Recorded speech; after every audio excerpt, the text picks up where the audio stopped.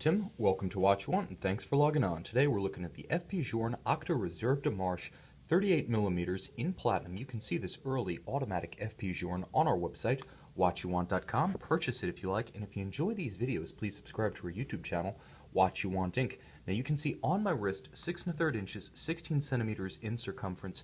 This early S.p.A Journe automatic caliber in 38mm case wears with classical proportions and enough modern size that it doesn't look like a mid-century vintage mini. Not one of those old 31, 32, or 33mm men's vintage pieces. It nevertheless has the same delicate proportions, the relation of the dial to the bezel, the case to the lugs, and at only 10mm thick, with a beautifully curved bezel. This one will slip easily under a dress cuff or long sleeve. Now, the nice thing about S.p.A Journe's watches is that all of the attention is front and center on the dial. Everything else, the bezel, the lugs, the strap, sort of melts away, pared down to the side.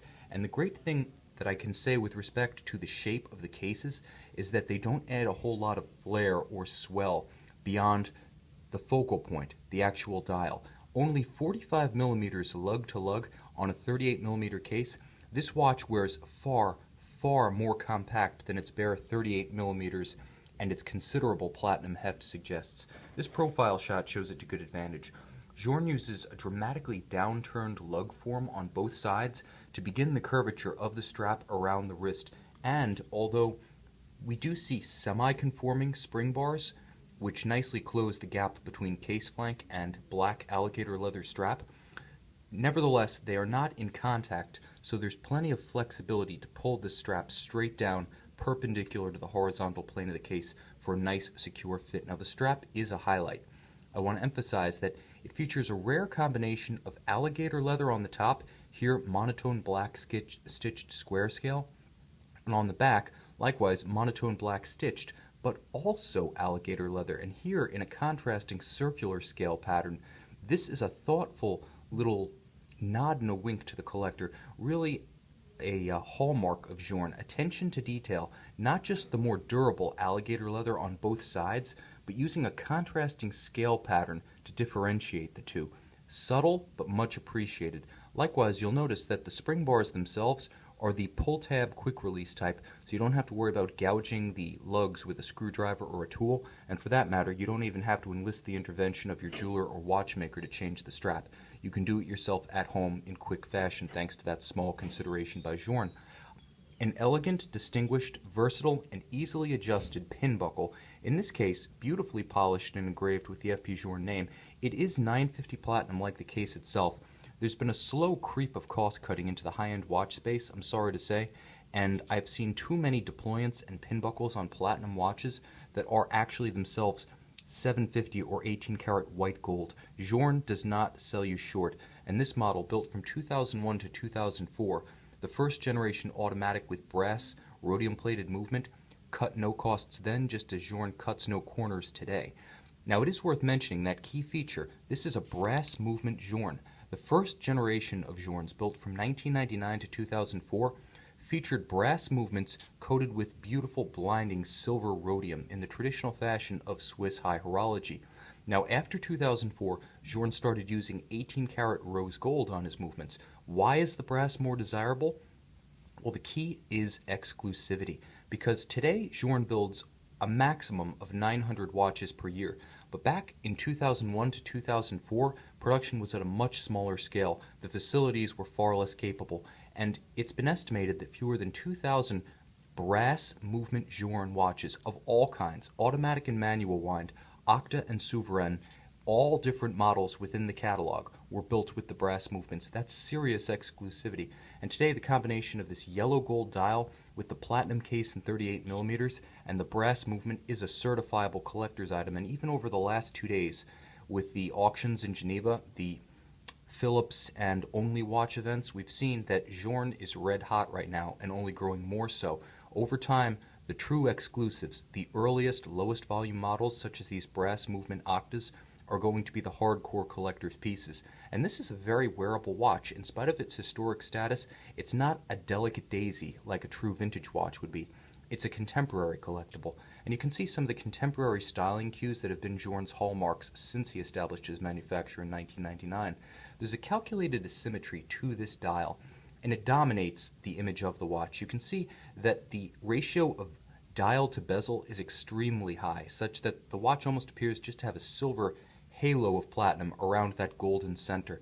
You'll also notice the use of asymmetry and imbalance, again, in calculated fashion.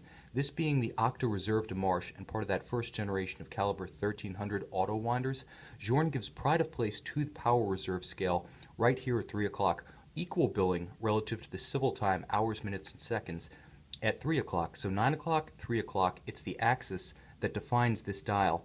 And I do want to mention that the power reserve here is conventional in that as you wind the watch, the Journe style hand draws closer and closer to 120. Now some other Journe power reserve watches feature a different scale calibration such that the scale actually shows not how much power reserve you have left, but the hours since you wound the watch, in which case if this had such a scale, 120 would be empty and 0 would be full. Not the case here, 120 is topped off. Now there are a lot of little nods and winks and nuances that define the Journe stylistic sensibility. I want to focus on the hands first, because as far as I know, only the Journe watches and the rarely seen Mark Newson icopods feature this sort of tapered biomorphic form. But whereas the icopods are long gone, Journe has thrived, and this hand shape, as much as the Breguet hand itself, has become iconic of the man whose name is on the watch. These are the Journe hands, and they add another splash of color to a dial that features white, polished white gold framing to the time dials, features gold, yellow form, features blue, features black print. It's a limited but potent color palette, and there are little nods and winks, stylistic, almost irony here, little things that draw your attention into a dial that might appear austere at first glance. Note the high polish of the screws that are a functional part of the assembly of the dial and movement, but high polished just as the screws on the movement itself feature chamfered slots and high polish, so too do the dial screws. White gold framing the dial with the hours, minutes, and seconds. You can see the Clou de Paris guilloche on the inner dial of the hours and minutes, and you can see the interruption of the hour, minute, and railroad tracks of the hours and minutes dial broken by the small seconds railroad track, and you can see that light imprint of the railroad within the small seconds. You can see the different hand used to trace small seconds with its beautiful open counterbalance, and you can see the cut of the big date aperture, the grand date at 12 o'clock, or 12 o'clock relatively speaking. You can see how it's stepped down, not once but twice, to add exquisite definition and remove the crude sheer cut from the dial down to the complication. There's a surprising amount going on here, a refinement that speaks to attention to detail that sneaks up on you. This is a special watch. But the case back is where it really comes alive. F.P. Journe's first generation automatic movement, the caliber 1300.